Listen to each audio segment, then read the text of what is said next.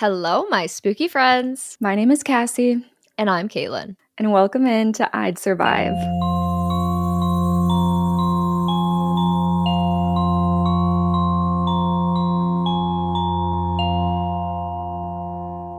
feel like I sounded a little bored that run. It could have been better, but it was good enough. It worked well. Yeah. I still smiled through it. So first of all, actually, I'm going to get what I did this week out of the way so that I can really dive in on your week because I'm really excited to talk about the movie that you watched. Beautiful. So let me get mine out of the way. So no new movies, or at least horror movies for me this week, but I played 2 games over on Twitch that are both in the horror realm. So I played What Remains of Edith Finch, and I played Little Misfortune. Heck yeah, times 2. I don't know how I went so long without playing those. I didn't realize how short they were, and just like I never knock a game out in one go, like literally never. I drag everything out. I make like a 2-hour game 5 freaking hours. Yeah, same. But they were like the perfect length. And then I was in my feels with Edith Finch. Definitely recommend. Oh, so good. The story on that one, and just like because it's so bizarre, Yeah. like in all over the place, it's just such a cool experience. Yeah. And I walked away with it. Like it has a lot of commentary on death and how you view death and how that shapes life. And I loved that. And then Little Misfortune was like more fun to me, probably because it plays with humor a lot more. For sure. It's still dark, but it's a lot funnier. Yeah. The dialogue is so good. It's so good. And like whoever is the voice actor for that character for like Little Misfortune makes the game. Yes. But I will say when I got to the end of it, well, first of all, if you know what I'm talking about, you know, but I didn't collect all the sparkles. So I was pretty confused when the game ended the way that it did. You know what's funny? Because I watched you finish that game, and then I was like, how did I react? I went back and I looked at mine, and I had the exact same look on my face as you. Like, what the fuck? Good.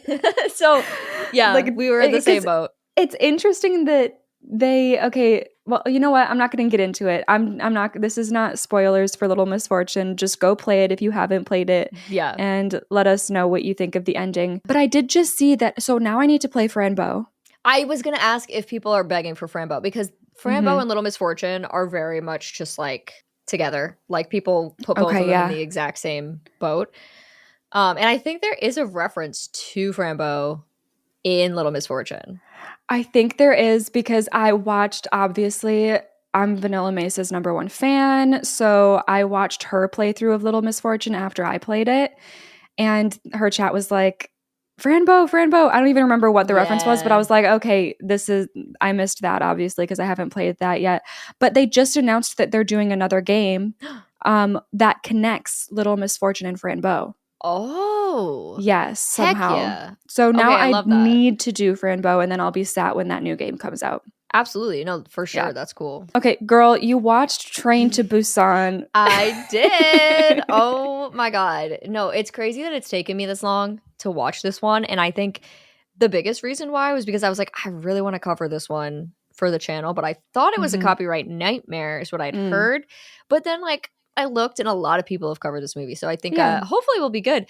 But the movie is probably one of the best movies I've ever seen. It is so emotionally complex and deals with themes that I've actually been seeing a lot of. A theme very similar to Dangerous Animals, actually, which we covered last week, in the sense of like humanity being the true evil versus like the monster is not actually the evil entity of the film. But what a good movie. I also don't tend to love zombie stuff, but this is so much more than it's not about the zombies. Like it's about the human relationships.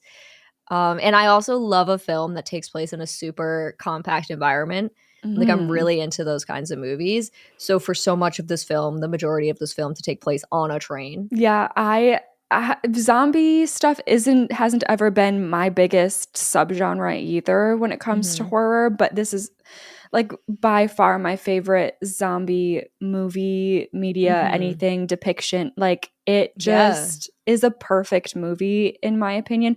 I don't know why. one of like the few things that sticks out, I mean, a lot of stuff sticks out to me, but I'm not going to talk about the emotional stuff because I will cry. You same. But one of like the things that stick out to me with the movie is that shot where the zombies come bursting and pouring and dogpiling like Yep. out, and how fast they are. Like I had never seen that before. True. Going they do into this. sprint. So I was like, holy shit. Like they're not just like stumbling around or even running. Like that is a track star. Like every single one of them. Yes. No, the way they pile out. I think, are you talking about the shot where they come out of the like Is it the terminal? window? Yes. Yeah. That is a great shot. I think this movie just like succeeded visually to me, especially like because the zombies are really creepy because a lot of it is a little just like kind of acrobatics, I think. And I think they, based on watching it, it feels like they just sped up the footage in some parts that made it look particularly creepy. But just the people who portrayed the zombies just nailed it. Killed it, yeah. So good. Okay, so I guess we should probably get to what movie I'm covering today. That is not enthusiasm, is what I just heard come out of your mouth. I guess we should if we have to. I'm okay. I don't know why do so many of my episodes I genuinely go into them being like, I don't know how you're gonna feel about this, how everyone's gonna feel about this, but we're gonna do it. Yeah, no, it's so fair though, because I feel like I do the same thing every week. I just doubt everything. I'm like, it's probably trash, but you know, we're here.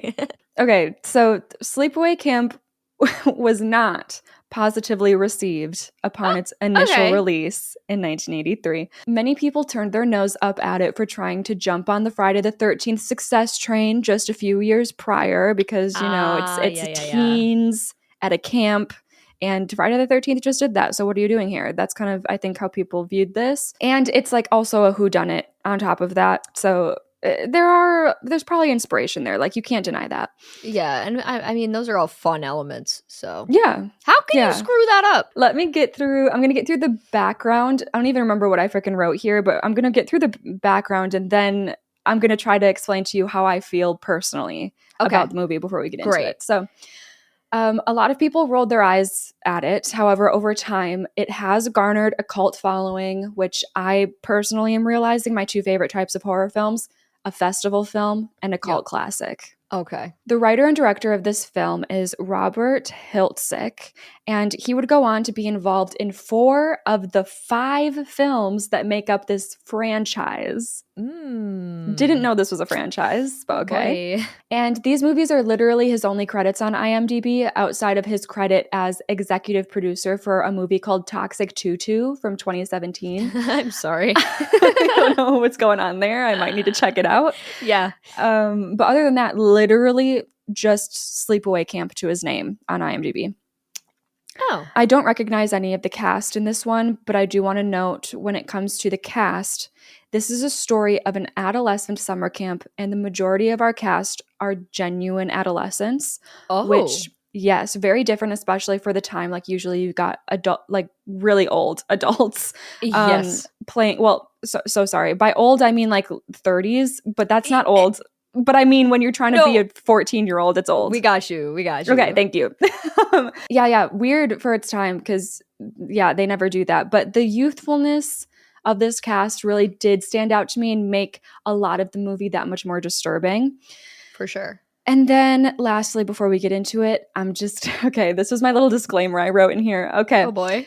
I'm just going to tell you right now that we're going to have a lot to talk about by the time we get to the end today because there's a lot of modern criticism and debate when it comes to some harmful themes in the movie, whether intended to be harmful or not, that some argue are problematic while others argue the opposite.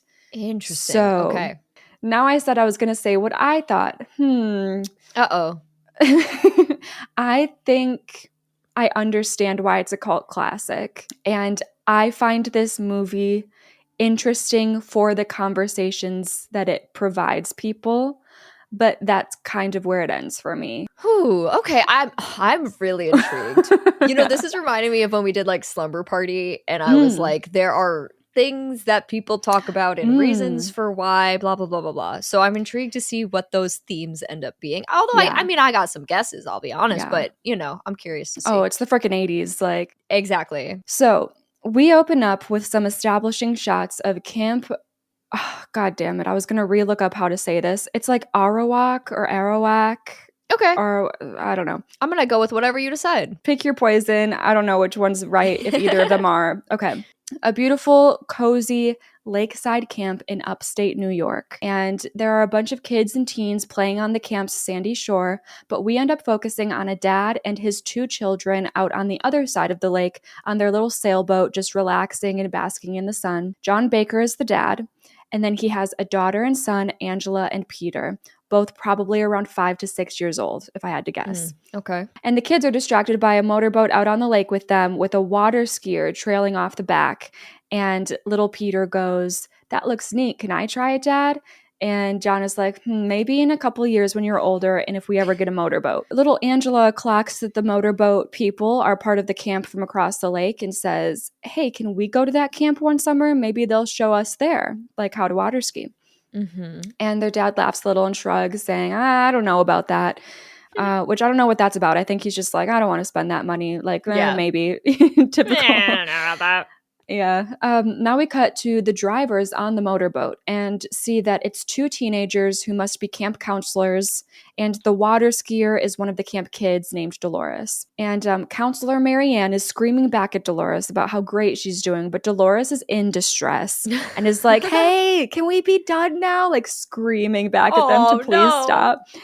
And either Marianne doesn't hear her or doesn't care, because she turns to Counselor Craig beside her, who's driving the boat, and is like, "Hey, how about you let me have a turn now?" Like driving. And there's some back and forth here where Craig's like, "No, I'll get in trouble if I let you drive. Your dad'll kill me." I'm assuming she doesn't have a boating license. But all it takes is for Marianne to like bat her lashes and go, "Please." Oh my God. And then Craig's like, "All right, fine." And while the boat is still going with this poor miserable water skier on the back, they switch places and Marianne starts to drive. Meanwhile, back to John and the 2 kids. The kids have decided to pull a prank and push their dad in the water, and when they do so, all of them fall in and their little sailing boat capsizes. Yeah. My dad would not be amused. Let me just say that right now. I wouldn't either. Like, I try to be a fun person, but I'm often not. Mood. Hey. So John is laughing and takes the joke all in good fun. So like dad's not mad. He's splashing around with Angela and Peter. And that is when John's boyfriend, Lenny, comes walking down to the shore and shouts at them that Aunt Martha is going to be over for dinner soon and they'd better come back and get ready. Interesting.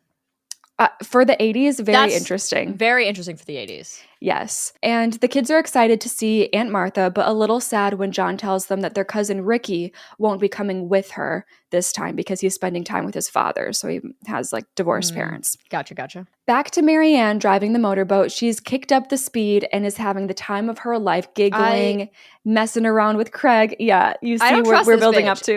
What? Dude, this is stupid. First of all, you're putting the life of a child at risk here, which, come on. Yep. Come on now. Like, you're supposed to be counselors. No, the idea of like teenage counselors for camps really stresses me out, actually. It does. No, I think back to, I used to be a counselor at Vacation Bible School. I think I was in 6th grade as a counselor. Oh my God. Like, what? That's so wild. What was I doing? Even like in like babysitting culture, I don't know what it's like these days, but I know back in the day, like you would hire and pay like an 11-year-old to watch your kids. Yeah. What the hell? I would not. Same. So meanwhile, Dolores is screaming in the back on her skis, not only because she's scared with how fast they're going, but because she sees John and his kids and the capsized boat straight ahead. And Marianne is about to hit them. So Marianne and Craig hear her screaming and turn back and ask her what's wrong. It's actually comedic, like the way they turn back, like, "Hey, what's going on? You okay?" Like, like driving the car, but they're driving the boat, but like just completely 90-degree angle looking back for like a minute straight, like trying to see what's going on. After like trying to focus on Dolores, Craig and Marianne literally look at each other like, did you hear what she said? Did you hear what she said? It's crazy. I'm gonna lose my mind. It's fine. Yeah, they're like, can't hear her. Now at this point, Dad John, is seeing this motorboat come straight for him and his kids, and he's trying to swim them all out of the way, but you can't really get anywhere when you're in the water. And it's too late. Marianne drives straight over the family and their little sailboat, like zooms on over it all. She noticed them at the last second, but didn't have time to turn and avoid them. Yikes. And we see John's boyfriend Lenny gasp and stare at the scene like in horror from the shore. Mm-hmm. And Dolores has fallen over off of her skis and is sobbing in the water. And my God. Yeah, Marianne and Craig have managed to stop the boat and are looking back to see what exactly they've done here, how much damage they've caused here. Yeah, let's take a look. Yeah, and we see John float up to the surface face down. Oh my God, ew, this is like disturbing. Mm-hmm.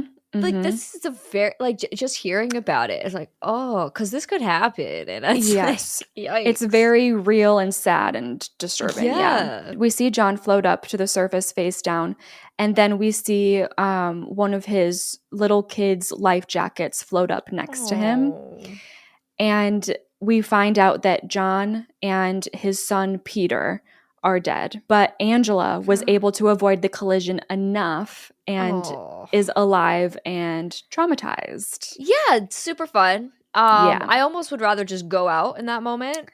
Right. To be honest. Like, just take that's me hard with to you. live with. No, that's so hard. I cannot imagine what goes on in your brain as like a 6-year-old on top of that, like trying to comprehend everything. We cut to several years later, I think about 8 years later. Oh. Yes, Angela has been taken in and raised by Aunt Martha with her cousin Ricky. Okay, yes. And we find out here that Aunt Martha is quite the character. Oh, no. So she's sending Ricky and Angela off to summer camp, and she's calling for them from the bottom of the stairs. She goes, okay, I'm going to talk like she talks, okay? Oh, God.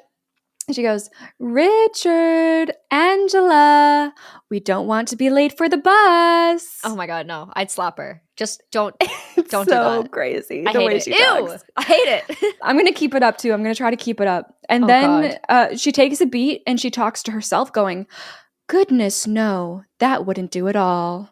You know, being late for the bus. Oh, ew, no, she's a creep and a weirdo. Yeah, it's so, like especially compared to like the way that all the other actors are acting in the movie. Like she sticks out in a weird theatrical way that like does not mesh with everyone else. It's like, who are you? Like, where did you come from?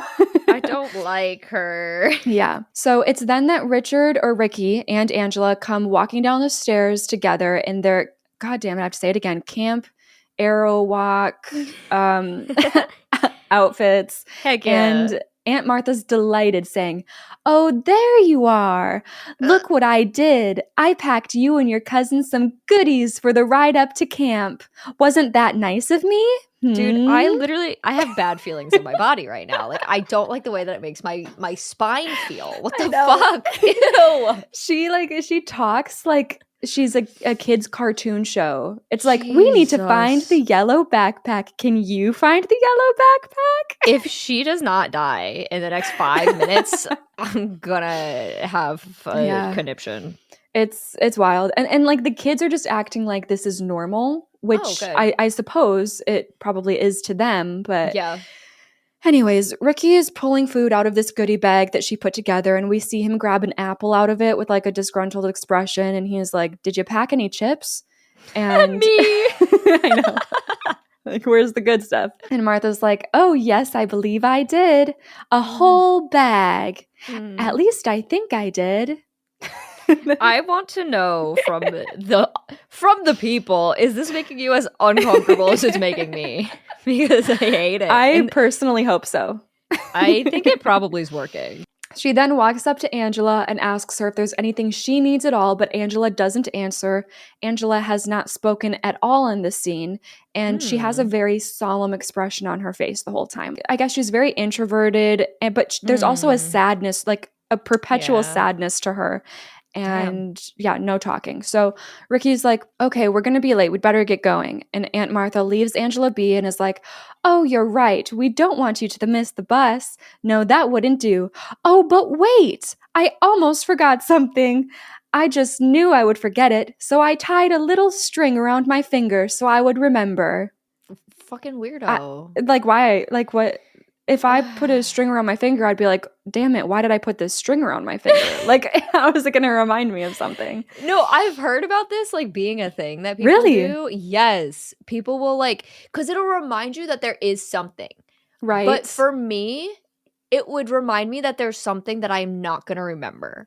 Exactly. That's how it would work for me as well. Yeah, I have heard of this being a tactic. Okay. She Well, would be the kind of person to use it. I can tell you that right now. This is really throwing me off because it's like I can't tell if it's like cuz it feels like they're trying to set her up as creepy. Or mhm. but is she actually, or did the actress just go ham? Is it a directional intentional decision? Yeah. Like, where are we? This is where I was at, especially because of like the normalness of the Mhm. kids and like Ricky being like, "All right, love you, gotta go," like just acting like this is normal. So Yeah. I'm like, okay, he doesn't seem like to have a bad relationship with her. She's just a weirdo. Like, what's going on here? Right. So, anyways, she's like, "Yes, yes, I put this string on my finger," and then she just stands there like in an odd silence, and until Ricky is like, "Okay, well, what is it, mom?" And she thinks for a beat before going, "Oh, just a moment. I'll be right back." And she rushes down the hall, and Ricky looks at Angela and rolls his eyes, going, "Good old mom's at it again." So I think they know she's like got her little antics and quirks, Okay. but they're just like, whatever. And then Martha comes rushing back to them with papers in her hands and says, "Here we are. Can't go to summer camp without our physicals now, can we? Just be careful not to tell anyone how you got them." And then, more inwardly to herself, she goes, "No, no, I'm afraid that they wouldn't approve of that at all, even though they know that I am a doctor," Oh, what? which terrifies me, her being a doctor. Yeah, no, no, no, no, no. She's not my doctor. And then, yes, also, where'd you get these physicals and Like it's why? it's not weird to have physicals. Like you just Right. what do you mean? Why is this Like, sus? you're their mom. Like, you can get their physicals for them. Yeah, There's what nothing wrong with that, woman. Like, weirdo. Ricky smiles sweetly and it goes, "No matter what they do, I'll never tell." Ugh. And Martha tells him what a dear he is and says her goodbyes to Ricky and Angela and asks Ricky to take care of her little girl, who still has not spoken a word, by the way.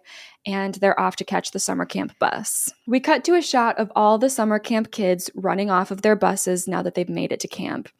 And I'm seeing kids literally from the ages of like 5 to 20, it feels like. I mean, I assume the 20-year-olds are like the counselors. Yeah, yeah, yeah. But it goes as young as I would guess, like 5 to 6 years old. Oh boy. They're all running and excited and like tripping, and we've got the two camp co-owners standing there trying to yell orders and like command order with these Yeah, yeah, kids. yeah. And one of Good them luck. is younger, right? One of them is younger, and he's the head counselor, I think. Like, he's in charge of the counselors. Okay. And he's got this little clipboard in hand. And then the other, and his name is Ronnie. Ronnie. And then the other co-owner is Mel, and he's much older, like maybe 60s, I would guess 70s. Okay. And he's got a cigar in his mouth. Like, he's just like, "Oh, damn kids." Yeah. But yeah, none of these kids are listening. They're just running around together in like an excited chaos. And then we cut over to the kitchen staff standing outside watching all of the kids arrive. And the kitchen staff is made up of 5 men. And the head cook, named Artie, he says, "Look at all that young, fresh chicken. Where I come from, we call them baldies. Makes your mouth water, don't it?" No. Yeah, like, Artie, I think you're on your own here, and I think we need to call 911. Yeah, I think you need to go because there's a lot of ways I could take what you just said, and I don't like any Yes. of them. Yeah, the worst one is definitely the way he means it. Oh, good. An older guy on the staff says to him with a little laugh, Artie, they're too young to even understand what's on your mind. Ew. And Artie responds, Ben, good buddy, there ain't any such thing as being too young. You're just too old. Ew. Okay, Like, great. This is great. basically, right, saying like they're never too young for us. They just think we're too old for them. That's a wild way to open a character. I know. And then Ben, like the guy that was bouncing off, Artie is the main creep here. But then Ben, another kitchen staff, is just laughs and like walks away with like an oh you, like he literally like bats his hand like oh you, and waves off Artie's like oh so silly comments. And I'm just more horrified than ever. I'm like, I cannot believe you just said that. Yep. And I cannot believe that the reaction from the rest of the kitchen staff is just hee hee ha ha. Yeah, no. No, that's great. I love So this. I'm guessing you want Martha dead and you want Artie dead. I would love for both of them to die. I think Artie might have moved to number 1, but it's real close. Yeah. So we cut to Ricky and Angela walking toward the camp with their bags when another boy about Ricky's age comes up. Oh, I don't know if I said they're like probably 13 years old now, Ricky and Angela. And then a boy Ricky's age comes up and jumps on him from behind. And we learn that this is Ricky's friend Paul. I think a friend that he made at summer camp over the last couple of years. But this year is Angela's first time coming to camp with Ricky. So he introduces Paul to her and Paul smiles at her and is like, hey, how you doing? But Angela just looks down, like stays quiet, avoids eye contact. So Paul gives Ricky a look like, hey, what's up with her? Yeah. And Ricky says, she's kind of shy, I guess. First time away from home and all. I got to show her to her bunk, so I'll catch you later. So Paul's like, okay, chill. And he starts to run off, but then he turns back and is like, oh, hey, Rick, wait till you get a load of Judy. Man, oh, man. And then he gestures 2 solid handfuls at his chest. You know, yeah. Uh-huh. Yes. Ricky smiles and is like, oh, yeah. And Paul continues on his way. So Ricky explains to Angela, he goes, me and Judy were steadies last summer. Hey, you'll probably be in the same cabin. First of all, I kind of love like steadies. Steadies is so funny. It's so cute. On their walk over to the cabin, Ricky sees Judy herself standing with a group of guys. And it's wild because Ricky is definitely played by like a 13, 14-year-old. Mm-hmm. And I'm pretty sure Judy, this girl's got to be like 17, 18. Mm. And you can tell, especially when it's like boy versus girl at that age, True. like she just looks so much older than him. Oh, God. It's like, okay. Ricky calls out to Judy and just she just side eyes him before going back and talking to the much taller boys that she's hanging out with this year. Bye. Yeah. And one of them goes, oh, isn't that the kid that you were babysitting last year? Ew. Yeah. And Ricky shrugs and is like, guess I'm not good enough for her anymore. He's like, whatever. And he goes and drops Angela off at her cabin. There are a bunch of girls in there already, and Judy walks in and ends up being one of them. Mm-hmm. And Meg and Susie introduce themselves as the girls' counselors. I think there's like 2 counselors per bunk, and they say if anyone needs anything, come to them. Meanwhile, the girls are all sitting on their beds and organizing their stuff. And I can't lie, Angela is staring at Judy, and it's kind of creepy. Like she has a very, very intense, unblinking, empty gaze, and her eyes are not leaving Judy. So Judy clocks this and is like, what are you staring at? Yeah. Which like I might have the same react, like how intensely she's staring. I'm like, yeah, I'd probably ask the same. But of course, Angela doesn't respond, just keeps staring. And again, Judy goes, what, are you taking pictures? Quit it. And that's when the counselors come over and see what's going on. And Susie is like, oh, you must be Angela. And then to Meg, she goes, this is who Ronnie told us about. And Counselor Meg literally rolls her eyes at Angela and goes, looks like we got a real winner here. And Judy piles on going, you ain't kidding. And then Susie is like, I don't know, it seems like Ronnie talked to them and probably said like this is her first time away from home, like just keep an extra eye on her, make sure she's all good. Right. And Susie is more empathetic to that. She's like, we should be nice to her and make sure she feels comfortable. Yeah. A couple days later in the camp cafeteria for lunch, Meg has to go get Ronnie's help to handle Angela because she's refusing to eat her food. Like she's just sitting there and staring down like she always does. Mm-hmm. And Ronnie gets down on his knee next to her and is like, Angela, Meg told me that you haven't eaten much since you've been here. Is that true? And Angela doesn't answer him because, like, of course. Yep. Yeah. And Meg's like, LOL, yeah, you're not going to get a word out of her. She hasn't talked in 3 days now. Oh boy. So Ronnie's like, all right, why don't I take you into the kitchen and we can find something you like? Angela doesn't nod, nothing, just stares. But yes, he takes her into the kitchen and he takes her straight to the head chef, Artie. No. Explaining to him, hey, she isn't very talkative and she's not really a fan of your cooking either. So do you think you could take her in the back and get her some ice cream or something? Whatever she wants? No. Artie cannot take any children in the back at all. Never in the back. Never, No. ever. No. Artie, of course, is delighted to show Angela to the back. Stop. Don't say delighted. Oh, delighted. God. Ronnie leaves her with him and heads back to the cafeteria. And Artie puts his arm around Angela's shoulders and goes, I'll bet we can find something interesting in the walk-in. You never know what you can find in there. Back out in the cafeteria, Ricky walks by Angela's table and sees that she's missing. So he asks Meg where she is, and she fills him in before asking, hey, what's wrong with your cousin anyway? She doesn't eat, she doesn't talk, she doesn't do anything. And Ricky gets annoyed and stands up for her, going, why don't you just leave her alone? She's just quiet. Back to Angela now in the walk-in pantry alone with Artie. No. He closes the door and then he goes, so Angela, see anything you like? Maybe I can help you decide. You sure are a sweet-looking little cupcake, ain't you? Sweet-looking little cupcake. Ew. Yeah, I hate that. Angela isn't saying anything. She has her usual stare aimed at him, but she backs away until her back meets the wall. And Artie starts to undo his belt and goes, I think I've got something you're going to like real good. Thankfully.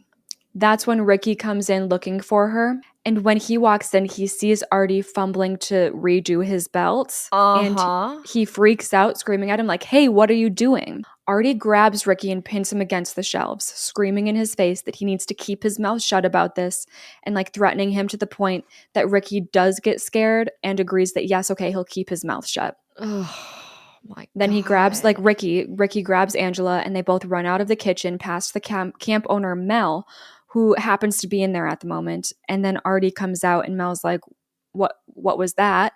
And Artie shrugs like, oh, I must have scared him. Which, like, yes, but do you care to elaborate? And Mel looks at him like kind of suspiciously, but doesn't say anything. Ugh. Later that day, Artie is alone in the kitchen, boiling some corn in this gigantic boiler that is probably like 3 to 4 feet tall on the counter. So every time he checks on it, he's got to stand on a chair to reach the lid. Jeez. He is whistling away doing his work, and suddenly we're in the POV of someone who is sneaking around the kitchen, watching him without him realizing. Oh, darn. This is so upsetting. We're so sad. And while he's up on that chair pouring salt into the boiler, the POV creeps up behind him, and then a hand reaches out and like pushes his butt so that he falls over the boiler. The open boiler, and he panics and like grabs for the shelf above it. Like there's a wall right there, and he like grabs the shelf. And I guess he just doesn't have the arm strength to like push himself back because he's just whining and crying like, hey, help me, who's messing with me? Oh my God, love it. Yeah, you know, there's something, this is a very 80s, like the most ridiculous sequences happen and I'm just like, literally just stand up, literally just push yourself up. But they're just like, I'm stuck, like everyone's always stuck. Oh my, yeah, for sure. Instead of helping him, this person kicks out the leg of his chair, causing him to topple over with the boiler, and that boiling water pours all over him. He's immediately covered head to toe in boils and what I assume to be 3rd-degree burns.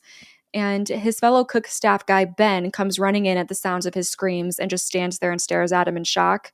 Yeah. And then we cut to the ambulance carrying out his completely wrapped up screaming body in a stretcher. So he unfortunately is still alive, but in really bad, like pretty much, is it irreparable? Not irreparable. It's like irreparable state. Yeah. I don't know. Yeah. I think that's better. Yeah, he has to live like that, yeah. Yeah. This is interesting that they set up this horrible character, have a lot of motives for different people. Yep. And I want to think that nobody is upset about this. Like, you're rooting for the killer in this moment. Yes. Which is absolutely a little different, I feel like, than what you usually see in these kinds of films. Yeah. Okay. And Mel's talking with the ambulance people now, trying to get them to wrap it up and get out of here as soon as possible because he doesn't want any of the camp staff or kids to know about this and scare any families from sending their kids back. Yeah. Yeah. So he just gives the kitchen staff a raise to keep quiet and like calls it a day. He's like, all right, let's keep moving. Like he really doesn't give a fuck. And I'm like, okay, valid. Like, I don't really give a fuck either. So yeah, me neither. Keep it So, moving. We're good. So then we cut to Ricky's bunk where he is pulling a prank on one of his bunk buddies that involves this poor boy accidentally smacking his face into another boy's bare ass. And I did not laugh. I'm like so happy. I'm so happy I'm not a boy because the shit that teen boys pull on each other is diabolical. Like I would not survive. Oh, so true. But anyways, his camp counselor, Gene, is like, all right, boys, time to go kick some ass. And we cut to a baseball field where their bunk is competing with like another bunk team. And we genuinely just get a good 3 to 4 minutes of the movie here where it's just a bunch of boys playing ball and like trash talking each other and being in the 80s, wearing their little Daisy Dukes and crop tops. And in the end, it is Ricky's team that wins, but their opposing team is like, we'll get them back. We'll get them back. So it's like they're like setting up a boys bunk rivalry here. Yeah. That night, a bunch of the campgoers are hanging out in the rec room together with some music. It's like this big unfinished barn vibe. It's cute. Love that. And we're focused on the bunk rival boys. And Billy, the head rival counselor, goes to these boys who honestly, like, who freaking knows if they're also counselors or if they're camp kids? Like, I can't tell. I don't know who is who, like, whatever. The ages are all over the place, but we're met with like a trio here, which is Billy, Mike, and Kenny. And Billy's like, we still need more babes. Who wants to go skinny dipping with 15 guys and only 5 girls? They're trying to round up as many girls as they can for the skinny dipping tonight. Mike suggests that they ask Angela, and we cut to her sitting down on some bleachers, eating a snack, minding her own business in this barn. But Kenny is like, man, I've been watching her all week, and she is fucked up. So, of course, leader boy Billy is like, wait a second, are you guys scared to ask Angela? And the guys are like, scared, like, hell no, never, not me. Couldn't be me. Yeah. So the both of them give in, and Kenny's like, all right, we'll do it. Who knows? Maybe we'll get married one day.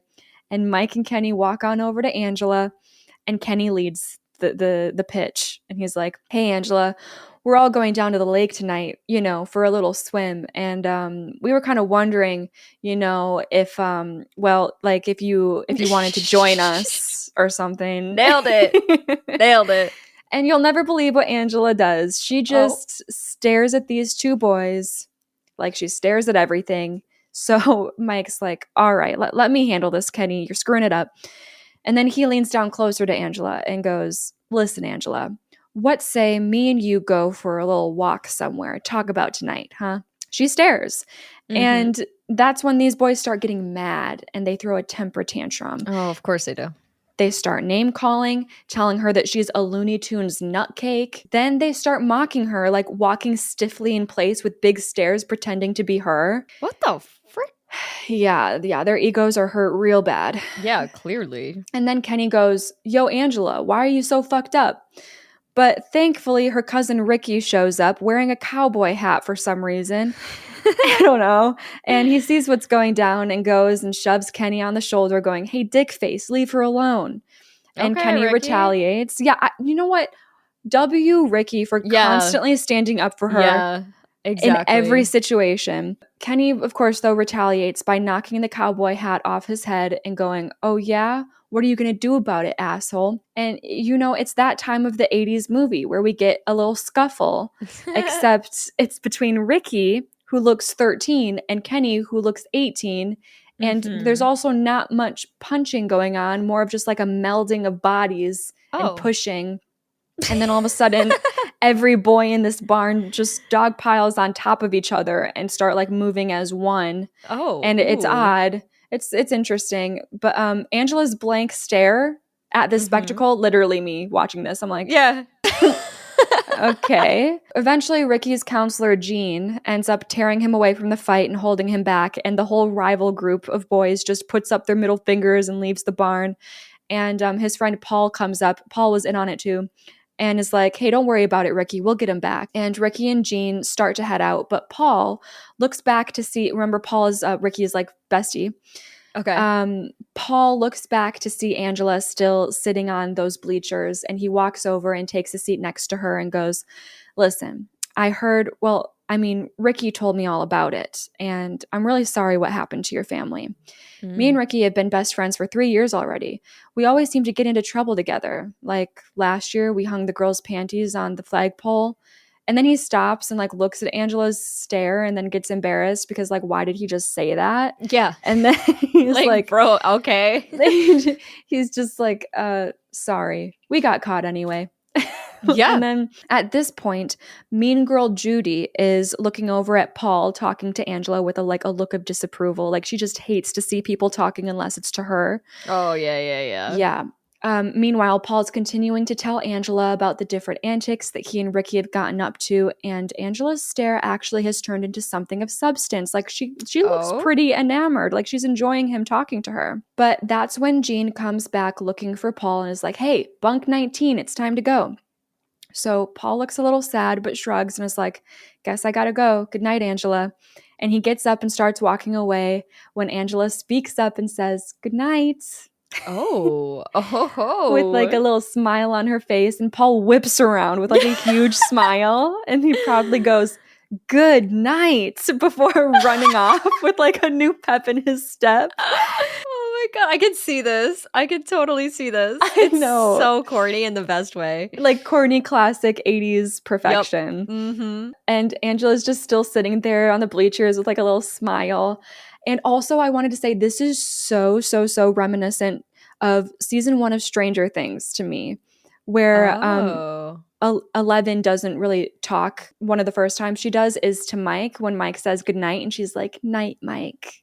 And he's like, and then he walks away. Interesting. I was like, I wonder if this is the 80s, an 80s film. So I'm like, I wonder if they took any inspiration at all from this. Right. It's like a random piece, but it really, really is like spot on. Yeah, exactly. Like it's a crazy coincidence otherwise. Yeah. So now we cut down to the lake and it's pitch black outside. All the rival boys are trying to convince like this new group of random girls to go skinny dipping with them. And basically how this goes is like the girls are like, no. And then the boys are like, you guys are lame anyways. Let's go, boys. And then all the boys just decide to get naked. I've never seen so much bare ass at once in my life. And then they all jump in the lake together. Crazy. It's like, good for you. Have fun, I guess. Have a good time. Yeah. 2 boys in the group are not participating, though. It's Mike and Kenny, the 2 boys who like tried to get Angela to come down.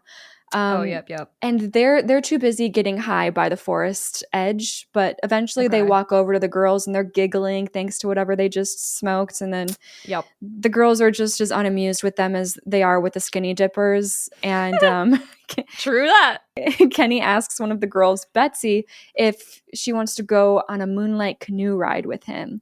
And she's like, yeah, I'll pass. But then also she's like, but Leslie's coming down. Maybe she'll go, which I don't know why she thinks Leslie would want to, but apparently Leslie does. And Kenny and Mike, for some reason, find this to be hilarious. They share like a devious look with each other before we cut to Leslie and Kenny in a canoe. Oh, okay. And they paddle out a decent amount before sitting back and relaxing. And then like Leslie's running her hand through the water when Kenny goes, you better not leave your hand in there too long. All the water snakes and snapping turtles come out at night. And none of us are surprised when this little scene turns into a stupid prank where Kenny overturns the canoe, sending both him and Leslie into the water. And she's upset. She just swims away. She's like, you're an asshole. She swims away back to shore. And he calls after her, warning her to keep an eye out for water snakes. What the hell? Like, why do you do it? Like, why are you like all the boys in this movie? Like, yeah, what are you doing? Except Ricky. I honestly, no, I thought this was going to like, he wanted to make out with her or whatever. Not, he wanted to just dump her in the water. Like, haha, funny. Yeah. like cool prank, bro. Like that's never been So done before. good. When she leaves him, he swims underneath this capsized canoe and like pops his head up in the pocket of air inside of it. Mm-hmm. Leslie's long gone. She swam back to shore. She's leaving with the girls, but the joke still isn't over for Kenny. He's like putting on a ghosty voice. He's like, Leslie, hey, you. And then he goes, hey, Baba Ray Bob. Hey, Baba Ray Bob. What? What does that mean? I don't know. I don't know what's happening Oh my here. God. But yeah, back at the shore, like all the boys are laughing at the soaked Leslie walking away. And Mike calls out, hey, Leslie, see any water snakes out there? And then the rival boy group, I should say, like, it's the rival group that is just the most annoying group of boys that they've set up in this movie. The rival boy group starts laughing, like, this is just the funniest joke. Like, haha, water snakes are so, so funny. And then they all decide that they're going to head back to their cabin as well. Back underneath the canoe with Kenny, another head pops up in front of him. And we can't see the face, but he recognizes this person and goes, hey, what the hell are you doing here? I bet the rest of the boys will be interested in seeing you.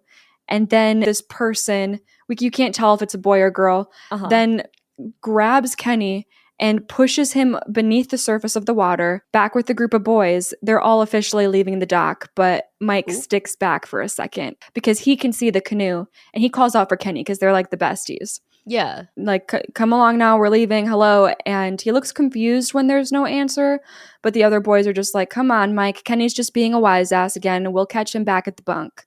Ooh. So Mike shrugs and follows after the rest of the boys. Well. Yeah. Next morning, co-owner Ronnie, the younger one, is angrily cleaning up after the rival boys' mess that they left down at the dock the previous night. Yeah, there's like a bunch of furniture floating around in the lake, and he's throwing it back to shore. And he's screaming about how Mel, the older co-owner, would never be caught doing this shit. And he's like upset about that too. And then he comes across the washed up canoe. And when he flips it over, he finds Kenny dead, covered in sand and seaweed.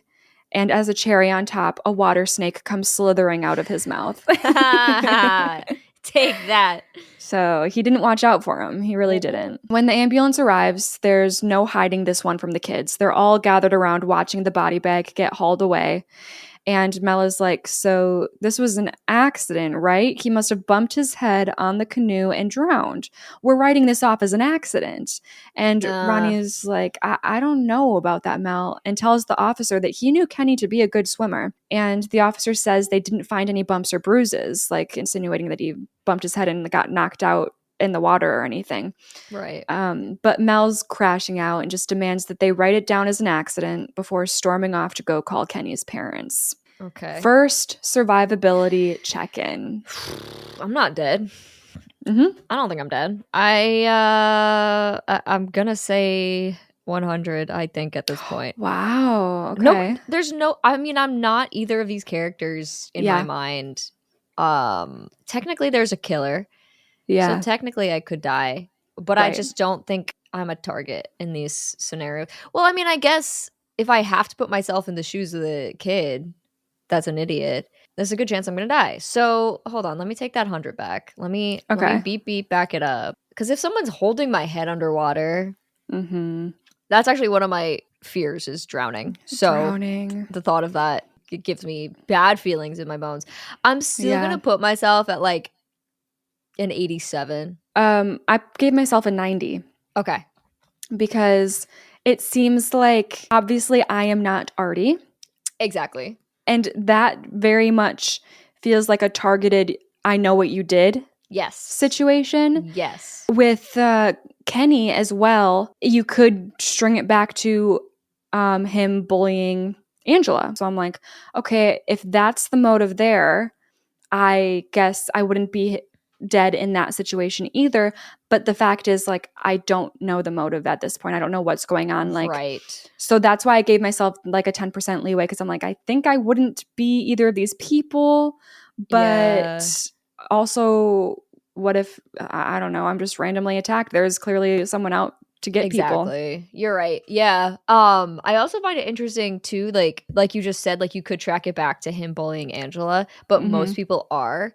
So, like, Right. it's really narrowing. It does seem like somebody's protecting Angela, but obviously, like, her cousin is the obvious, like, way too Yep. obvious to me Mm-hmm. at this point, which sometimes it is the obvious one. Shout out Yeah. Scream. You never know with and with the 80s movie, like you never know what they're going to do. Right. Are Like, you going to twist this, or is it going to be the most obvious thing that you yeah, are writing off because it's too obvious? So I'm curious to right. see which direction they go.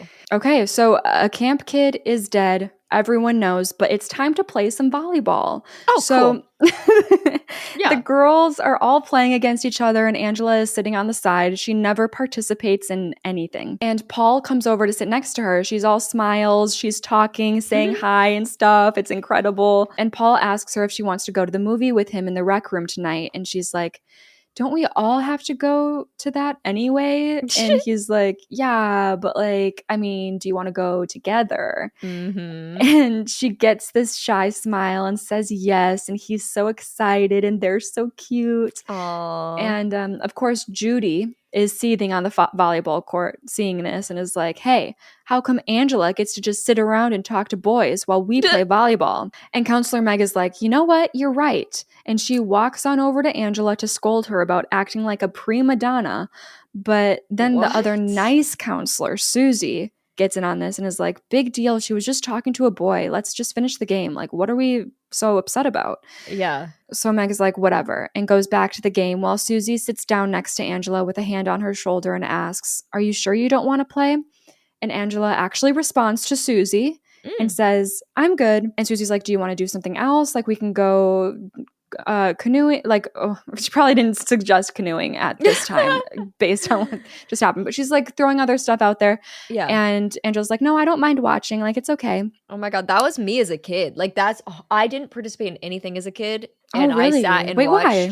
I think I just was like, existing was embarrassing for me. Yeah. So I just never wanted to be perceived. And like the thought of, I think I always had this weird thing with like, if I put in effort and people see that I put in effort and then I fail, I was so embarrassed by that. And so I never wanted to participate in games because I just felt like everybody was going to make fun of me for existing.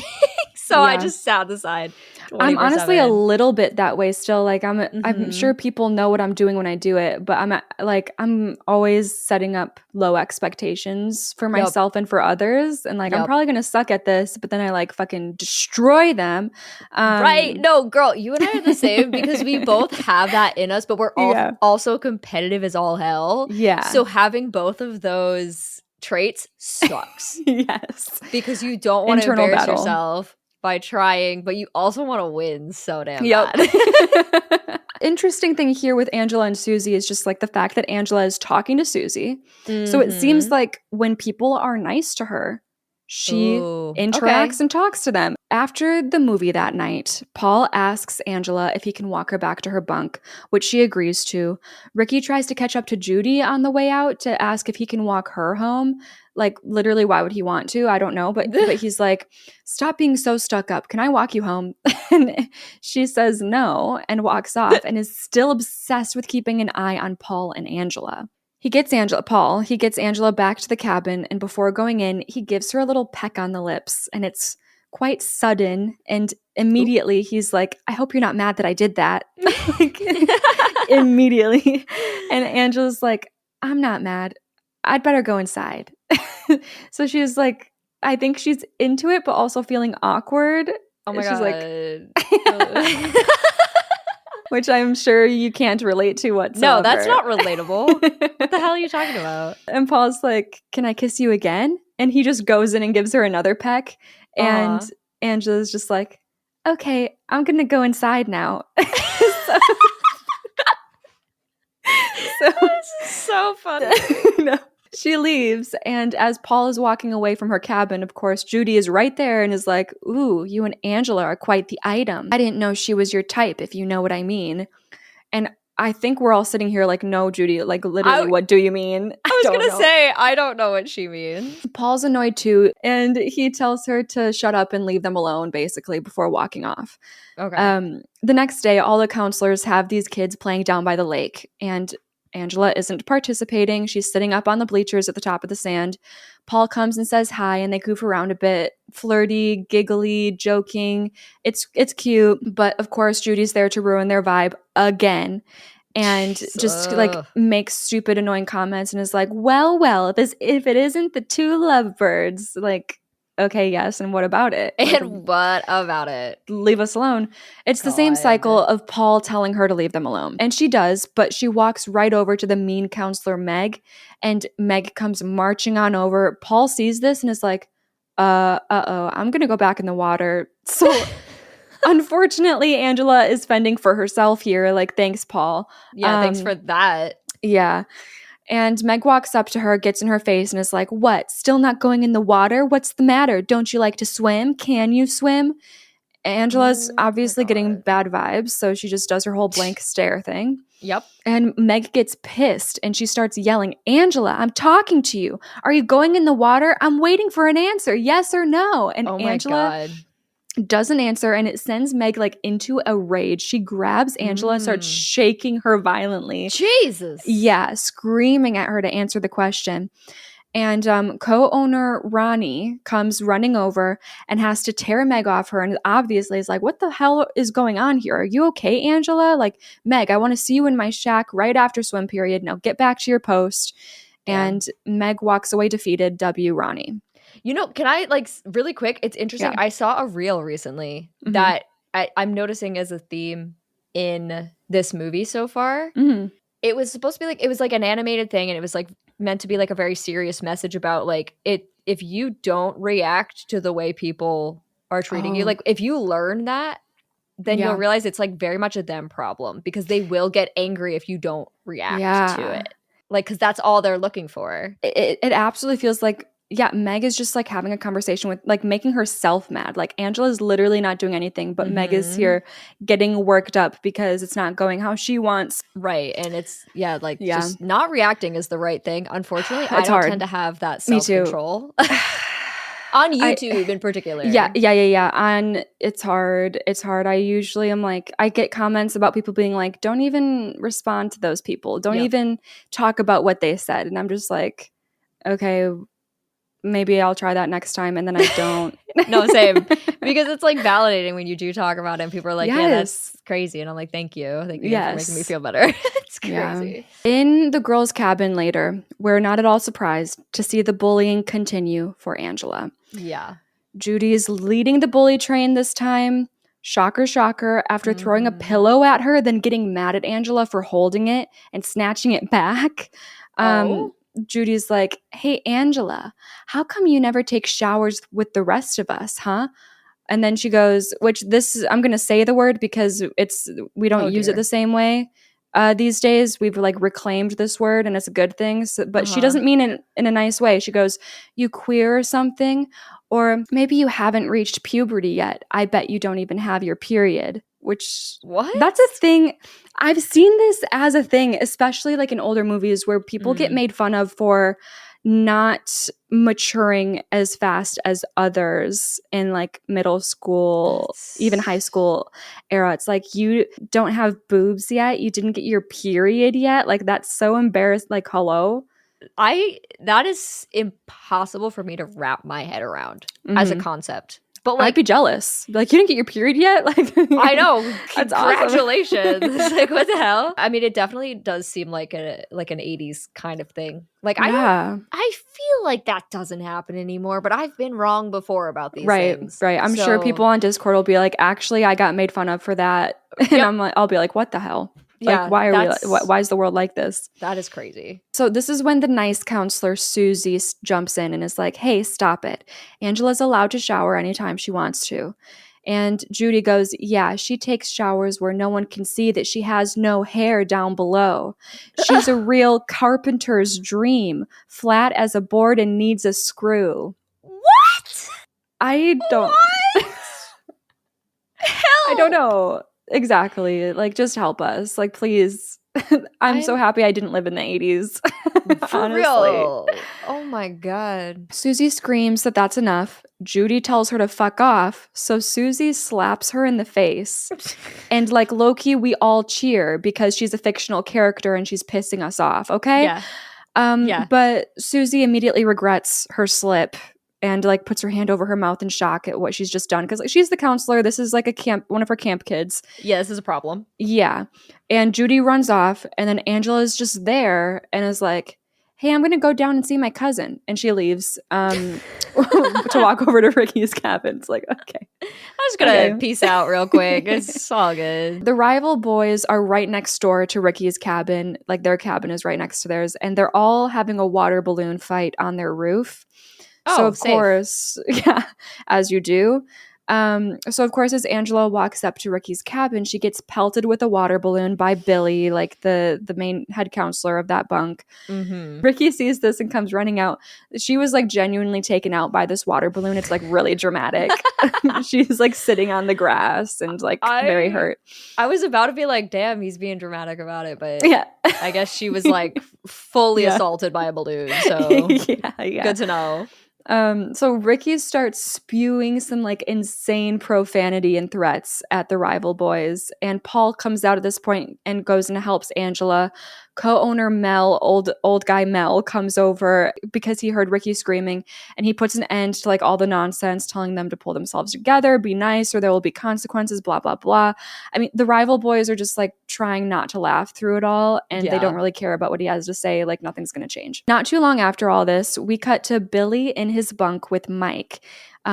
So Billy's like the head counselor of the rivals. Mike is the friend of dead Kenny. And then there's another counselor there like with Mike, and they're about to go down and play some baseball with some other counselors. And Billy's like, okay, perfect. I got to take a wicked dump first, but I'll meet you guys down there. Okay. That's great for you. Thank you for telling us. And we follow along with Billy as he goes and occupies one of the stalls in their cabin. And we watch as a wooden stick gets pushed between the handles of the stall, locking him inside. Mm-hmm. And then we see a window above his toilet, and it's just like a screen window. Yeah. And a hand comes up with a knife and stabs the screen, like tearing it open. Ooh. Billy hears this and is like, who is that? Stop messing with me. Thinking it's one of the guys. He's like, God, I can't even shit in peace around here. And then a stick is guided through that hole in the window pane with a bee's nest buzzing on the end of it. What? Yeah. That's crazy. And they start shaking the stick, like making the bees angry. And then the nest drops down into the stall. Amazing. Billy's screaming and trying to get out of the stall, finds himself locked in. He does eventually break that wooden stick that was keeping him locked in, but it's too late. When he falls out of the stall, he's dead. Oh. And the practical effects are wild. He's got like these insane blistering boils all over his body and face, and is just completely swarmed. Like you can't even see his face because he's swarmed with bees. And I'm just like, that's cool. Like you're suspending disbelief here. Yeah. But it's fun. It looks interesting. Okay. Love that. We cut to Mel having another breakdown, this time having a bit more of a hush-hush private conversation with co-owner Ronnie. He's just fed up because now another kid is dead. They found Billy. He's fed up. He's fed up about it. He's like, no one's going to bring their kids back to my camp. Oh, whatever shall we do? Yeah. His business is crumbling, but he's got a good amount of determination now because he's like, I know who the killer is. I've seen the hate in his eyes, and I'm going to do something about it. Oh, dear. And Ronnie's just standing to the side like, whoa, okay, we don't even know for sure there's a killer, but yes, you do you. Which, like, I'd be pretty sure at this point. Like, it's too coincidental, if not. I see. Yeah, I think I would think so, but I would also be like, how the hell did the killer kill you with bees? Well, yes. Well, yes. That would confuse me. Then we cut to Angela, and she's standing around the back of a cabin, looking around, seeming a bit on edge. Maybe she should be, because then we get a POV of someone watching her from the woods. Oh. And then slowly walking up behind her before reaching a hand out, grabbing her shoulder. She gets jump scared, and we see that it's just Paul. Yes, of course. Yeah. But Angela's like, oh my God, I thought you were the killer. And Paul laughs and is like, oh, come on. You don't believe any of that baloney, do you? what happened to Billy just sounds like a prank that got out of hand. And then he's like, all right, let's go before we get caught. And they run off together to the lake. And I just have to say, like, I would be the person that stays in bed all day, like in groups. Like, this is enough for me. Like, I'm just so paranoid. I'm not running off to a lake with somebody at night. No, I agree with after that. the weird stuff that's been going on. Down at the lake, things are cute. They're chasing each other around. They end up lying in the sand and kissing. And Paul reaches a hand up and starts undoing the buttons on her blouse. Angela stops and says, no, don't. But Paul is like, come on, Angela, I'm not doing anything. And then starts kissing her neck and immediately starts to try and undo her buttons again. Oh, okay. Yeah. And we see Angela completely dissociate, and we get like a glimpse inside her mind. And we see her, it's like a flash, it's like a memory. Okay. Her and her brother Peter giggling while peeking in on their father in bed with his boyfriend Lenny. Oh. And John and Lenny, they're not even kissing. They're both just like shirtless, covered in like blankets and like caressing each other. I don't know. It looks like normal, like love. And then, but then the kids are like, hee hee hee hee. Yeah. So yeah. And then we get a shot of Angela sitting on the bed, on like a different bed with her brother. And like the bed is literally spinning around and around in a pit of darkness with like a single spotlight. Okay. It's very, this memory is like very artsy, like directing wise. Yeah. And Peter is pointing at Angela and his hand is getting closer and closer to her shirt before we snap back into reality and Angela panics, screaming no at Paul, pushing him off of her and running away. I don't like any of that. Yeah, this is something we'll revisit because I don't know exactly what we're supposed to take here, but it'll be a post discussion thing. Yeah. Okay, sounds good. The next day, a bunch of the campgoers are playing capture the flag, but Paul and Angela are standing off to the side and Paul is saying like, I don't understand what got you so upset last night. I didn't do anything that bad, did I? That bad? Right. And Angela goes, I'm sorry, Paul. I just wasn't ready. And Paul smiles and puts a hand around her shoulder and goes, hey, I understand. And she nudges him off of her and is like, please don't. Like, she just doesn't want to be touched. And Paul gets angry and is like, hey, what's the matter with you? And Angela says she has to go and just like walks away. And Paul's calling after her when Judy comes walking up to him and goes, I don't know why you even bother with her. She's so small. Paul rolls his eyes and is like, what do you know? And Judy gives him a very suggestive look and goes, I know lots of things. So the small comment. The small comment. I think before when she said like she doesn't seem like she would be your type, and I think because in the beginning they were like making a big deal about how over the past year Judy got herself a set of boobs. Yeah. I think she's just saying like she doesn't have boobs like I do. I thought you were into boobs.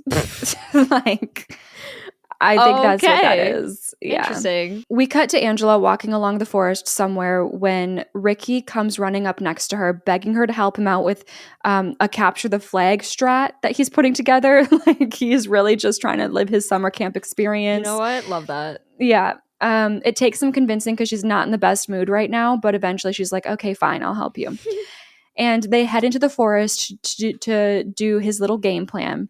But while they're walking through the forest, they stumble upon Judy and Paul making out. Ooh, bear. Yeah. No. And Angela runs off, obviously upset. Yep. And there's 20 minutes left of the movie. This is our second survivability check-in. Yeah. Wow. Okay. Which just Billy, right? Yeah, the bees thing. I mean, how am I gonna judge this? Like, literally, we wouldn't die from that. Because I think we would. Couldn't he have like crawled under the stall or no? Literally, yes. It had like that gap. But it goes back to like even the first thing with the creep Artie, how he could have just pushed himself off the shelf and like yeah, the deaths in this, a lot of them are like, that's not believable. But okay. Yeah, right. I think I'm gonna survive that for the most part. No, but I have to account for other opportunities. I'll go 85. Okay. part of me wanted to go higher, but I also have to leave a little more room for now. More time has passed, more opportunities for Mhm. potential kills based on whatever motivation this killer Mhm. truly has, which like we have an idea, but do we really know? I'm not sure. Well, right. That's exactly why I did go a little bit lower here, because it's like we're at a point where it's like, what is the motive? Like, is Right. it what I think it is, or is it random? Like, it could be like most of the people at this camp suck. So, is it Yes. what's I don't know for sure what the motive is. So I just gave myself a 75 because it's like I think Fair. I'm fine, but there's just a chance that I don't realize what this motive is, and I Yep. could just being at the camp. Of course, I would be at a camp. There's no Yeah. reason. It's not like some movie was where it's like I would never go to this private island for this Yeah, fine dining yeah, experience. Like yeah. I could find myself at a camp as a kid. For sure. So yeah, 75 just because we don't know for sure what's going on, but I Yeah. have an inkling, so it's still high. So later on during another swim period, Paul goes walking over to Angela on the bleachers and apologizes and is like, I don't know what happened. She just wouldn't leave me alone. And he begs for another Oh my God. chance. Yeah, I actually don't know what we're supposed to take from, like, if we're supposed to be upset with Paul. Like, I don't know what the writing intention is here. Because, like, the Mm. situation before, he was like, I'm not doing anything, and then still goes to, like, try to Yep. unbutton. Is that just a norm in the 80s? And that's not, like, supposed to, like, make us upset with him? I don't know, but I'm Right. upset. And then this too, where it's like she wouldn't leave me alone. It's like, yeah, she has been very forward and like constantly in their business. It's like, do you want me to believe him and like think he was manipulated by Judy, or am I supposed to be upset with him because he is supposed to be all in Right. on Angela? Like, I don't really know. It doesn't Interesting. really matter, but it's just like, eh, No, that's an interesting point because, like, from an 80s perspective, maybe you're not, but from a yeah, 2025 perspective, obviously you're like, yeah. ew. Also, the fact that he's like 14. So it's like if you were like a 25-year-old, I'd be Oh, like, that's true. like, no, you were not manipulated into kissing that one. I mean, I'm sure there's some cases for sure, but most of the time that's not the case. Whereas when you're 14, it's like, okay, like you're like like the brain's real underdeveloped in there. Okay, so anyways, yeah, he's like, she wouldn't leave me alone, and he begs for another chance, but Angela ignores him. She's just silently staring in another direction. She's doing what she always does when she's hurt or like doesn't feel comfortable around someone. She just does not interact. And Judy freaking walks up. Like, she's always there. Judy's always Yeah. around a corner. Oh, It's dear. tiring. She walks up. She's like, back together so soon? Boy, Angela, you sure are forgiving, especially after he told me what a prude you are. Ugh. And Paul looks up at Judy wide eyed and then is just like, I gotta go, and walks off. Ooh. So it seems like he did say that. Yeah. Yeah. With him gone, Judy directs all of her evil energy at Angela and goes, how about a swim? What do you say we finally get you in the water? Meanwhile, off to the side near the lake, Mel starts interrogating Ricky about how his summer has been, and it's clear that Mel thinks that Ricky is the killer. Well, yeah. Okay. Yes. Back to Angela and Judy. Judy's still harping on her, insisting that she takes a swim, screaming at her to answer her or do something, do anything. Jeez. Meg walks up, so obviously it's only going to get worse, and it does. Meg grabs Angela, throws her over her shoulder, walks on down to the dock, and throws her in the lake. Oh my Yes. God. Ricky clocks this just before they throw her in and tries to run and stop it, but Mel grabs his arm and is aggressively holding him back and screaming at him, oh, you're going to run to her rescue again. Kill everyone who messes with her. What are you going to do this time? Another drowning or something worse? Ooh. And Ricky is just trying to get out of his grip, like very confused now, like not much to say except, huh? Like what? Ronnie, the younger co-owner, sees Mel acting crazy with Ricky and runs over, pulls Mel off of him, and is like, Jesus Christ, Mel, like, what are you doing? And with Mel distracted, Ricky is able to get away and help Angela out of the water. Angela's coughing up a bunch of water as Ricky gets her over to the bleachers again, patting her on the back, and he's comforting her and saying, it's all right, Angela, you're all right now. We won't let them get away with this, that's for sure. He's really upset. Then we cut to a team meeting with the counselors that night. Everyone's getting different assignments. Eddie's annoyed because he's stuck, this is the first time Eddie is being brought up to me as well. Like, who's Eddie? Apparently he's one of the counselors. Love that. He's annoyed because he's stuck bringing the group of the youngest campers on like a little overnight excursion camping in tents by the lake situation. Oh. But Meg is super excited to find out that she has the night off. And the first thing she does is go over to co-owner in his 70s, Mel, Oh dear. and tell him, hey, guess who has the night off? Remember that dinner you promised me at your place? Okay. Yeah, I will say there's been very little moments throughout the movie. The first time I watched this movie, this came really out of the blue to me. When I went back and like was writing the script for it, I was like seeing these little moments where she's like kind of basking in his attention here and there. Oh, okay. So it makes sense, but also, well, it doesn't make sense because what's happening? Like, Yeah. But there were little seeds. This man is in shock because, like I said, he's at least 70 years old, and this is probably an 18-year-old.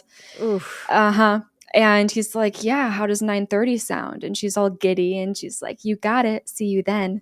Ew. Before skipping off. I don't know if there's like, I don't know where this is coming from. I don't know why this is happening. Yeah. This wouldn't happen, just being honest. Back at her cabin, Meg's like, girls, I got me a date tonight. I can't tell you who. It's a secret. Like, she's so excited, though. Ew. And she wants to take a shower to get ready for her date, but all of the showers are being used in their cabin at the minute. So she's like, I'm just going to go over to the empty cabin next door to shower. Oh, good. Yes. You guessed it. While Meg is showering, the empty cabin's front door creaks open, and we see the shadow of a silhouette holding a knife.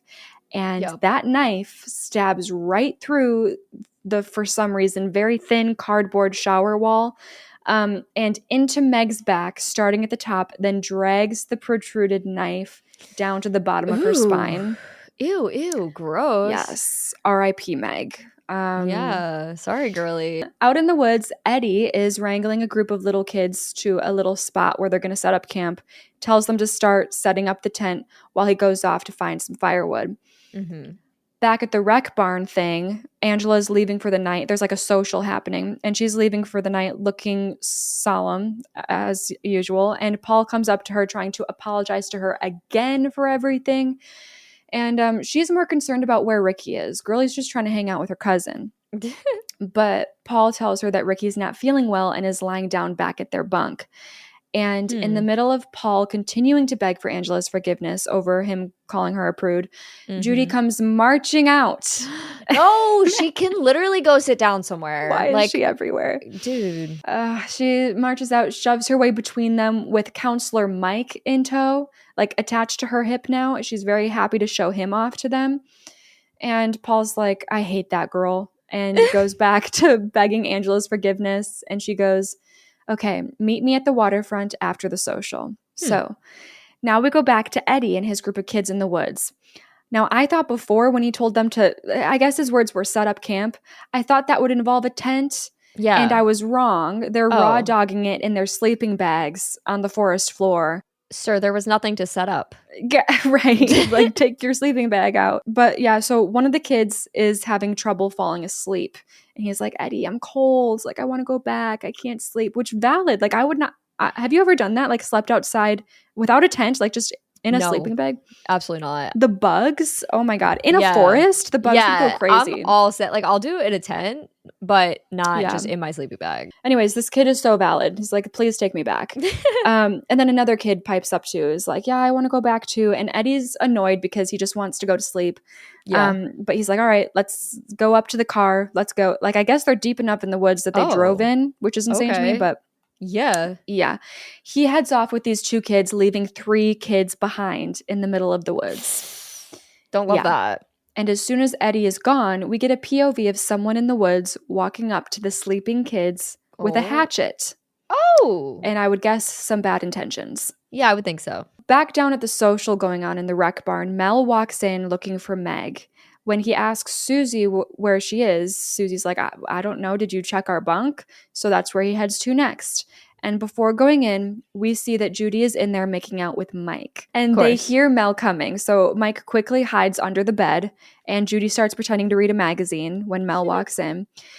And Judy ends up telling him that the last time she saw Meg was when she left to go next door and take a shower. So, of course, Mel heads next door. Mm-hmm. And that is when he finds Meg's body. And he's like, oh my God. He goes, oh my God, not you, Meg. Okay, he's not concerned about anyone else. Shucks. And he's like, Ricky did this to get back at me. I had him and I let him go. Forgive me, Meg, please. I'll stop him. Oh my God. So basically, when we cut back to Judy, Mike is like, I'm going to go.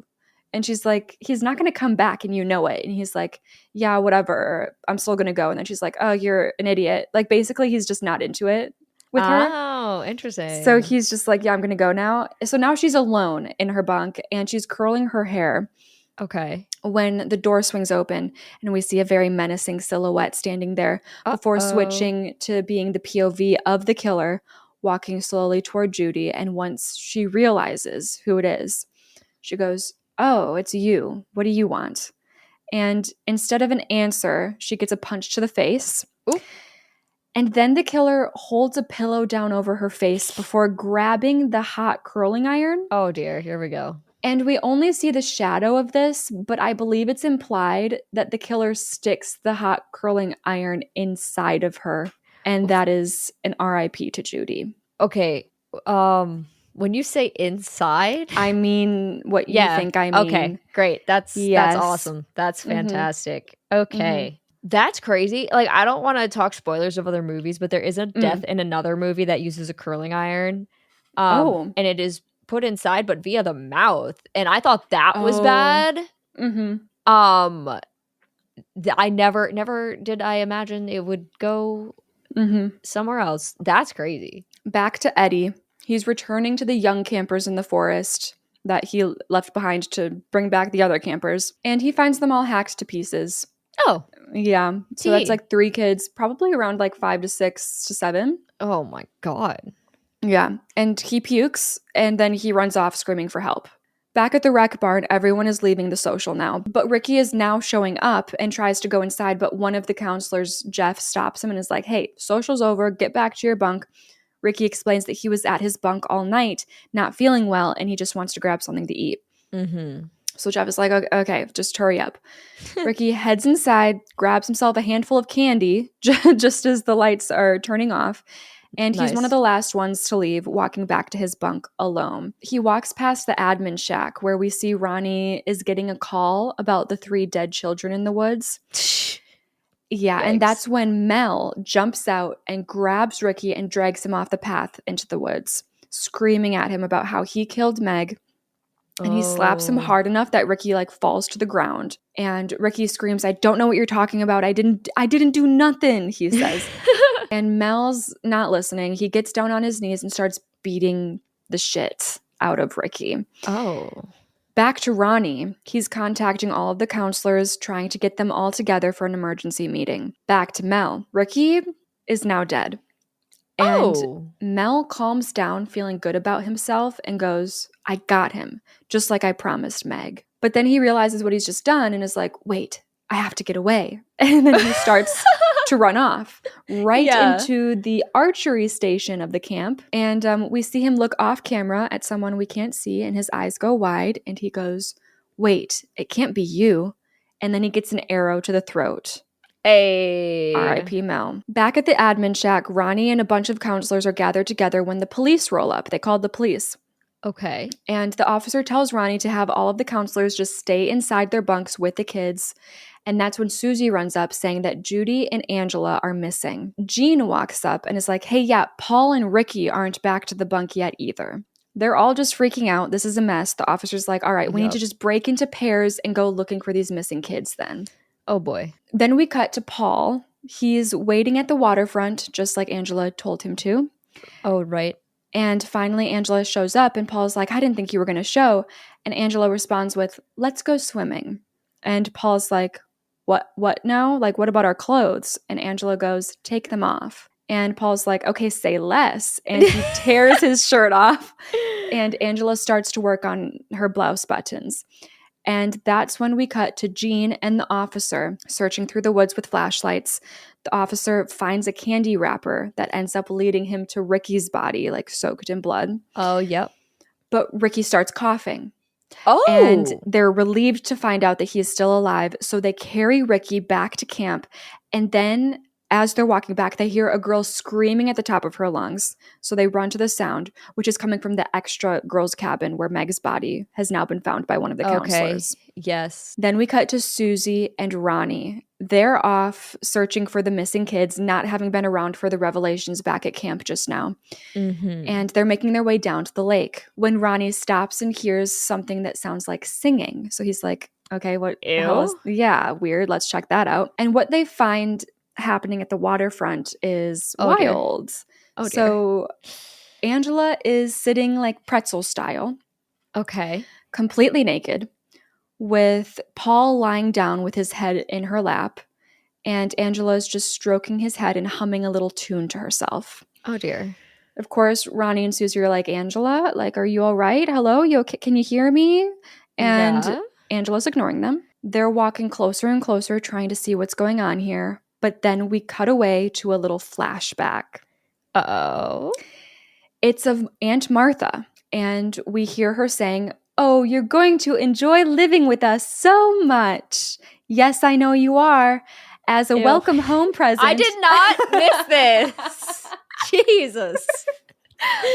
As a welcome home present, I bought you such wonderful new clothes. I do hope Ricky doesn't get jealous that I didn't get him anything. I'm sure he won't mind.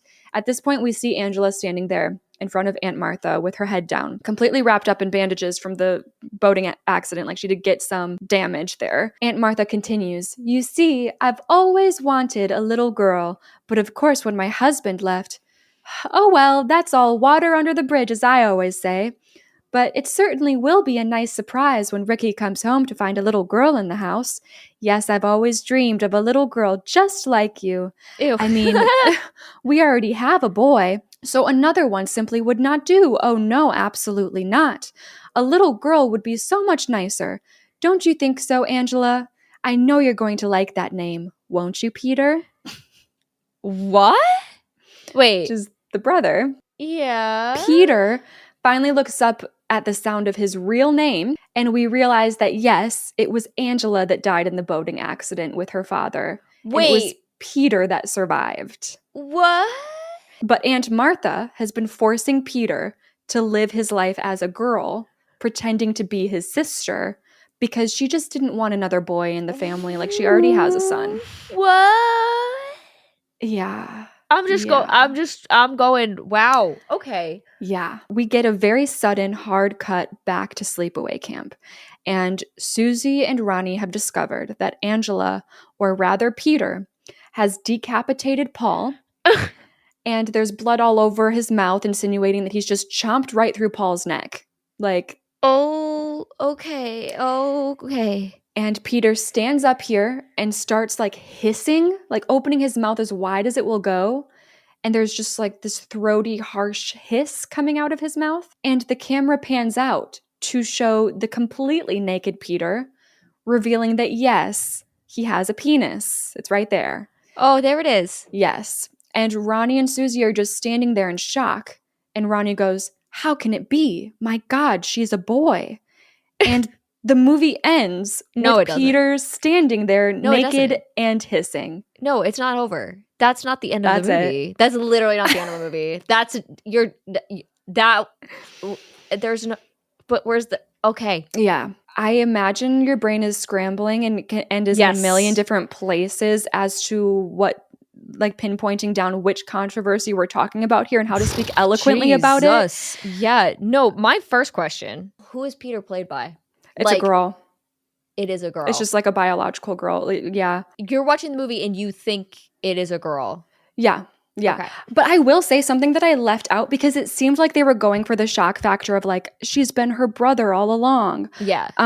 Something I left out was in the beginning when we see the boating accident, I literally saw Peter like swimming frantically after we saw the dad and Angela dead. Like Angela's missing and the dad is like floating dead. Peter is like splashing, like trying to get away.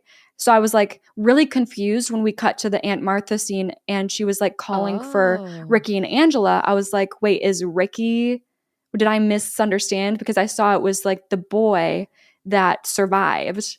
That's weird that they would frame it that way. I feel like that was a mistake. Like, I don't know if it had something to do with like a remastered version where it was supposed to be cut in a square and then you can see that kid like now that it's widescreen or something like that, because I'm also confused as to why they would show that. Yeah, that's weird. But really that's why weird. she was like that, the whole physicals thing. She's like, don't tell them how I got these physicals. Like, oh, yeah. Okay, it goes that'll make back to sense. that. A lot of like commentary, like why Angela didn't want to shower with the other girls, or maybe even swim. She wants to be as covered up as possible. What I will say is like I never in a million years saw that twist coming. Mhm. I was like ready for you to say Angela was the killer, which I think a lot of people probably were watching the film at that point.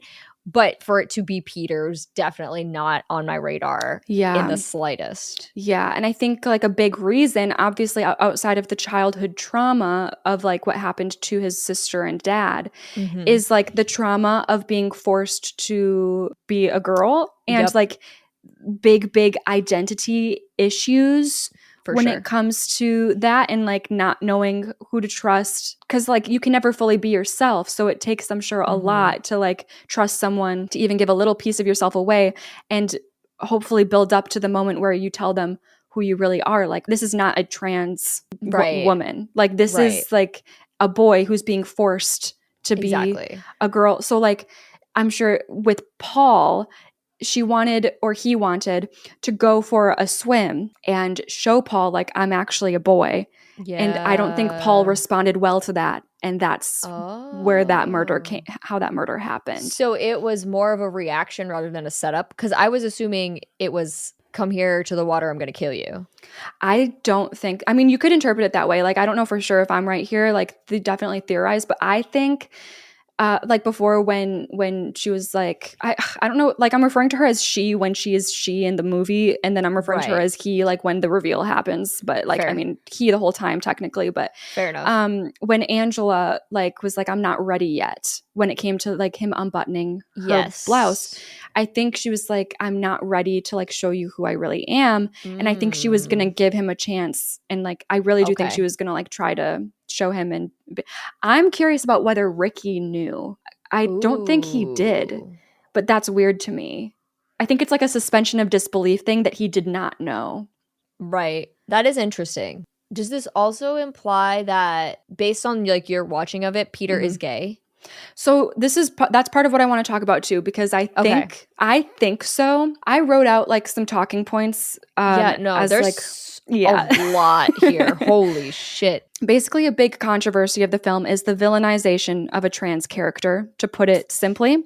Like, the reveal that Angela is actually a boy is this big horrific thing on par with the murder reveal. Like, the final line of the movie is literally, oh my God, she's a boy. Not, oh my God, she murdered these people. Oh my God, she decapitated Paul. Like, no, they're like scared and shocked by the fact that she's a boy. That's so crazy. So yeah, I don't think, and the final shot, like they make Angela Peter look so scary. Like her face is huge and wide and like terrifying, and she's covered in blood, and she looks animalistic. It's like, that's not a great shot to be paired with the she's a boy reveal, you know. That's a little odd. So yeah, I personally don't think that this movie was made with good intentions for the trans community.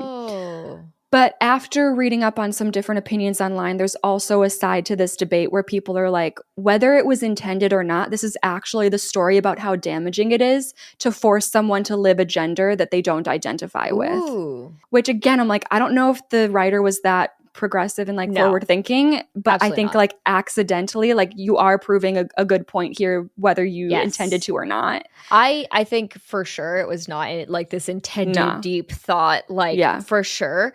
I am curious though, like because you're saying the way you're viewing it is with intent to be damaging to the trans community. Is that what it was, or was it like just wanting to do this like reverse, like this shocking moment where it like without that at all being a part of it? Because I don't think they had the trans community in mind at all. I think they were just like, this is a shocking, scary moment, without realizing that that's problematic. I think Okay. they just like didn't even give a thought just based on how it's handled. It's just it really comes off as it's supposed to be all shock factor at the end, and that's all it is.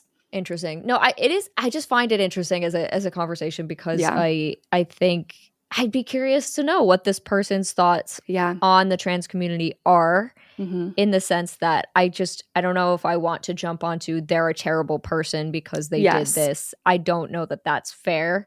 Maybe it Yeah. is. Maybe they have really negative opinions. But yeah, one more thing that I'm also intrigued by is I don't know if anyone has good theories about this. I wonder what we're supposed to take away from this. But yes, I want to get into Angela Peter's sexual orientation here. Yes. To me, it really did seem like Peter liked Paul.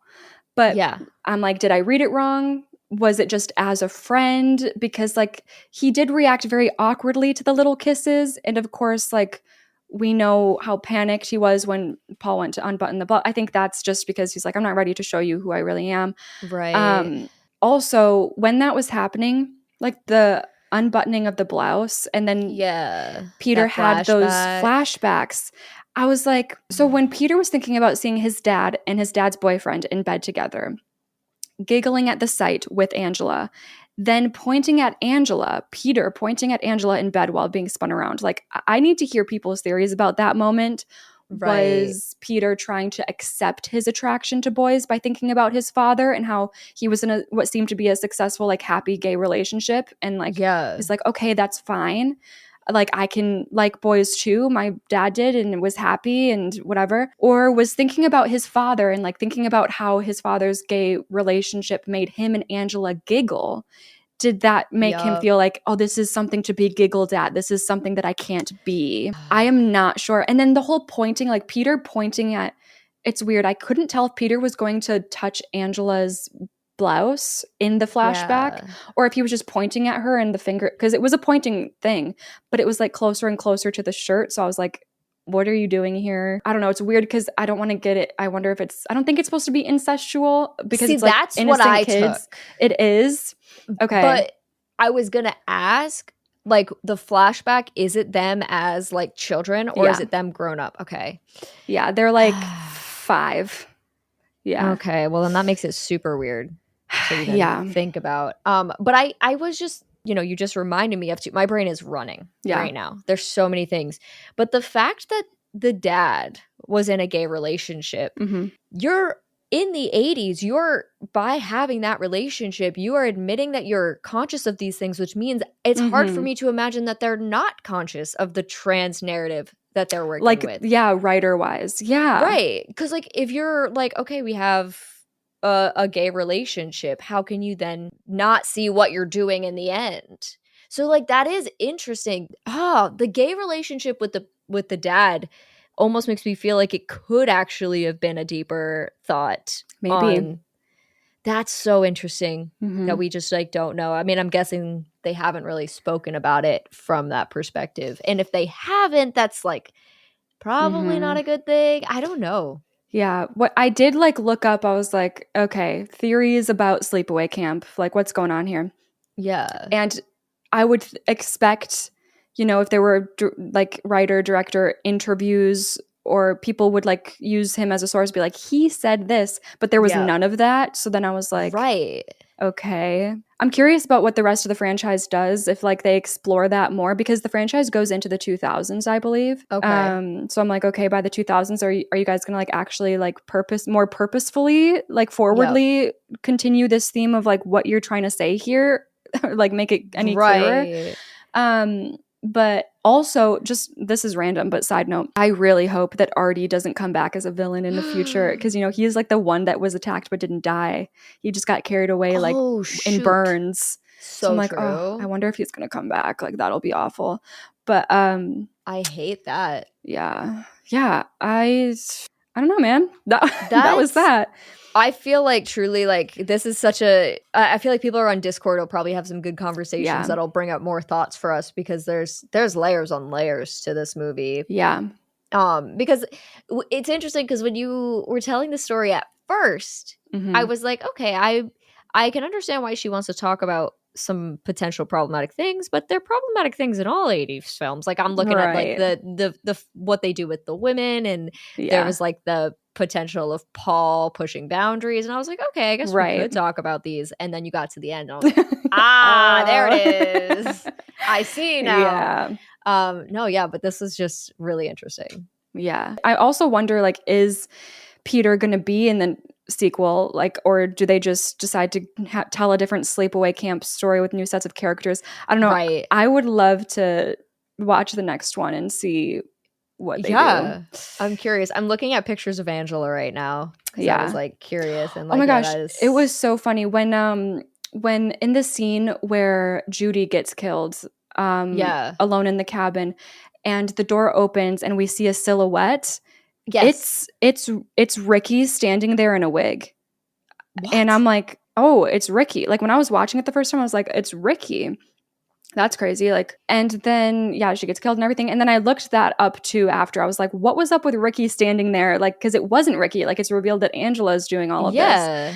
And they said that like on the original taping, the quality was bad enough that it just looked like a silhouette, but then like in its remastered version, Oh. that's why I'm also wondering if like the situation at the beginning has to do with like Yeah. how it has changed over, gotten like remastered over time, because now it's just like bright enough that you just see the actor, like Ricky is standing there in a wig, and it's like, Oh, that's so funny. but they chose to do that. Like they chose to use Ricky because they wanted to like keep it androgynous, like the silhouette androgynous, I think, yeah. to like still have you wonder, and they did not intend for you to tell that it was Ricky. Yeah. But yeah. Also, I want to say that I looked this up, and I look up Sleepaway Camp Yeah. Angela. Horrifying final image. That's what I'm saying. It's really bad. It's really scary, and it's interesting. There is no censoring on this, Google. Just so you know, Google, you gotta. Oh yeah. Yeah. That's real great. No, that is so creepy, that the way that they did that. Yes. Yikes. That's what I'm saying, is like to an underdeveloped mind, like that can be a really harmful image to show Right. in a like a trans when you're thinking about the trans community, because it's like Absolutely. that looks like a monster at the end there, like genuinely. Yeah. And I don't know.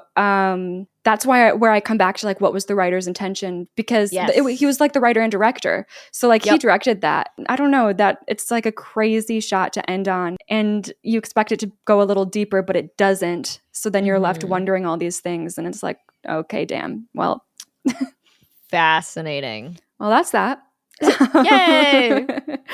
You guys can check us out on Instagram at I'd Survive Podcast. We have a bunch of links over there, including one to our Discord, where you can please talk about this movie, and also submit your own scores and let us know, would you survive?